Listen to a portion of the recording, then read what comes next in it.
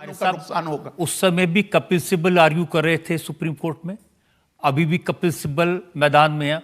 वो कह रहे हैं कि ये सारा के सारा काम यूनिवर्सल सिविल कोड का भी राजनीति के लिए कर रहे हैं, वोटों के लिए कर रहे हैं। लेकिन वो साथ में ये भी कह रहे हैं कि यूनिफॉर्म सिविल कोड क्या है कि ये प्रधानमंत्री को भी नहीं पता है।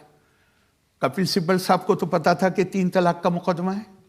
कपिल सिब्बल साहब ने जब मुस्लिम पर्सनल लॉ बोर्ड की तरफ से वो आए और उन्होंने 3 तलाक के हक में दलीलें दी कि 3 तलाक रहनी चाहिए, इसमें कोर्ट को हस्तक्षेप नहीं करना चाहिए, जिस बयान से उन्होंने शुरुआत की थी, मैं मानता हूं कि 3 तलाक महिलाओं के लिए अपमानजनक है, अन्यायपूर्ण है, वगैरह वगैरह।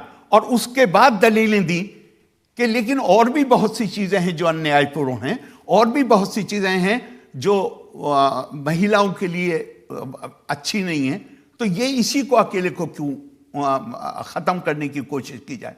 तो जब आप जानते बूझते कि 3 तलाक अपमानजनक है महिलाओं के लिए, ये जानते हुए ये अन्यायपूर्ण हैं, ये सब मानने के बावजूद वो 3 तलाक की पैरवी कर रहे थे, तो वो राजनीति है या ये राजनीति है, वो खुद जवाब दे रहे हैं। अरे क्योंकि किसी को पता नहीं कि यूनिफॉर्म सिविल कोड क्या होगा, इसमें क्या प्रोविजन होंगे, तो अलग अलग तरह के लोग इसके बारे में अलग अलग तरह की बातें कह रहे हैं। कुछ आपके सामने रखना चाहता हूं। बदरुद्दीन अजमल साहब मेंबर ऑफ पार्लियामेंट हैं, असम के बड़े सीनियर नेता हैं।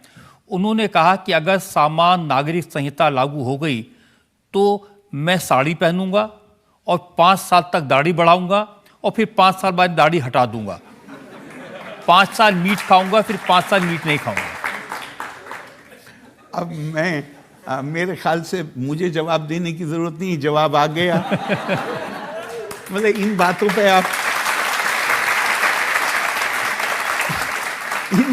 आप क्या कमेंट भी क्या कर सकते हैं।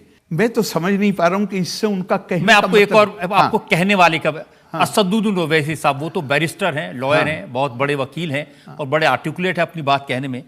ओवैसी साहब कह रहे हैं कि अगर यूनिफॉर्म सिविल कोड आया तो सब पर हिंदू कोड लागू हो जाएगा, सबको मंदिर में जाना पड़ेगा, और फिर उन्होंने कहा कि मुसलमानों को दफनाने के बजाय जलाना पड़ेगा।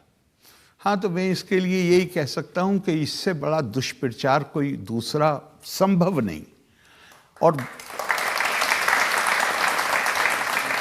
मैं ये बड़े बहुत दुख के साथ ये बात कह रहा हूं कि एक आदमी जो ये कहे कि मैं कानून का जानकार हूं, और उनके पास डिग्री है, अब उन्हें ये कहना कि हिंदू कानून सब पे लागू किया जाएगा। मैं आपसे सवाल पूछता हूं, क्या हिंदुओं पे हिंदू कानून लागू है?